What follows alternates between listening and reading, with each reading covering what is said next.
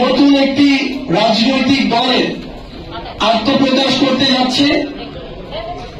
আগামী 28 ফেব্রুয়ারি বিকাল 3টায় জাতীয় সংসদ প্রাঙ্গণ সংলগ্ন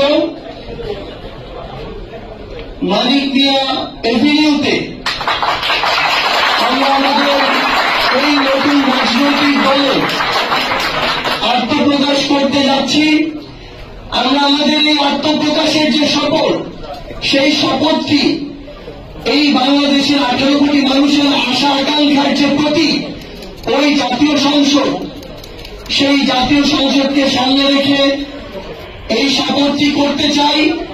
কারণ বিগত যুগের পর যুগ ধরে ওই জাতীয় সংসদটিকে এই দেশের মানুষের আশা আকাঙ্ক্ষা বাস্তবায়নের ক্ষেত্র না বানিয়ে বরং ব্যক্তিগত, গোষ্ঠীগত, দলীয় স্বার্থ উদ্ধারের, ব্যক্তিগত, গোষ্ঠীগত, দলীয় পলিসি মেকিং এর জায়গা বানিয়ে রাখা হয়েছিল।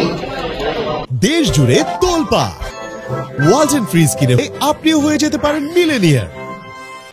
সেখানে জাতির আশা আকাঙ্ক্ষার প্রতিফলন হওয়ার কথা, সেই জায়গাটিকে স্বৈরাচারের উৎপাদন ক্ষেত্র বানিয়ে রাখা হয়েছিল।